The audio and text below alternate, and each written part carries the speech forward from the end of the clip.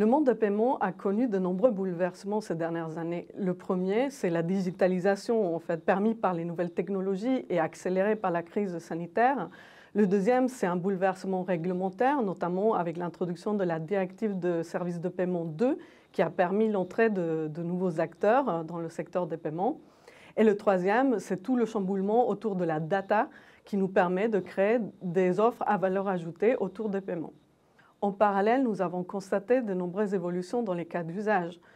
Les paiements aujourd'hui, c'est où je veux, quand je veux et comme je veux. Ce qui traduit en fait les trois grandes tendances en matière de paiement, à savoir l'omnicanalité, l'instantanéité et l'orchestration des différents moyens de paiement.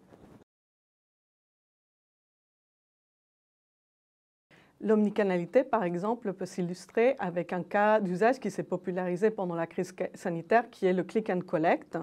Mais il y a aussi le paiement mobile. On a vu l'apparition de terminaux qui permettent de payer en mobilité. Ceci va être accéléré grâce à la technologie SoftPOS qui va permettre de transformer n'importe quel smartphone ou tablette en terminal d'encaissement. La technologie API est au cœur de l'instantanéité. Elle nous permet par exemple de faire des vérifications de coordonnées bancaires en temps réel pour sécuriser les paiements.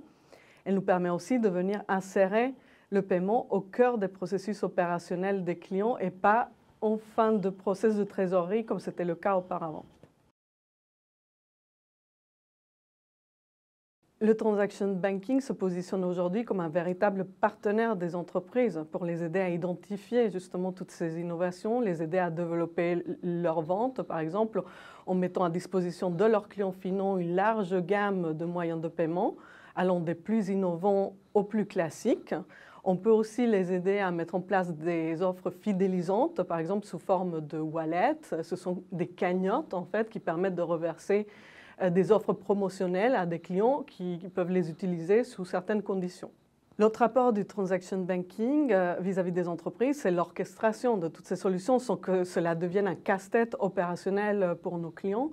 Donc aujourd'hui, on peut les accompagner dans la mise à disposition de ce large éventail de solutions de paiement en facilitant le travail à la fois d'intégration technique avec leur propre système et aussi de réconciliation entre les différents flux d'encaissement.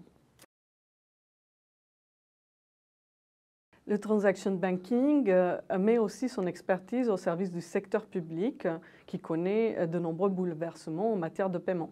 On accompagne ainsi, par exemple, les régions dans la mise en place de projets de mobilité urbaine. La mise en place, par exemple, de plateformes où les usagers peuvent payer par les différents moyens d'encaissement qui leur sont mis à disposition, en proximité, via des plateformes digitales, mais aussi en situation de mobilité, en utilisant leur propre carte ou smartphone comme titre de transport. Nous mettons aussi la technologie des comptes virtuels au service du logement social, par exemple, pour aider les bailleurs sociaux à rapprocher les flux correspondant au loyer de leurs locataires. Enfin, on est aussi en train de travailler sur une offre carte qui permettra aux collectivités de verser des aides à la population. Le rôle du transaction banking est d'accompagner les entreprises dans cet univers complexe en les aidant à structurer des solutions qui soient faciles d'utilisation et qui sécurisent le traitement des flux.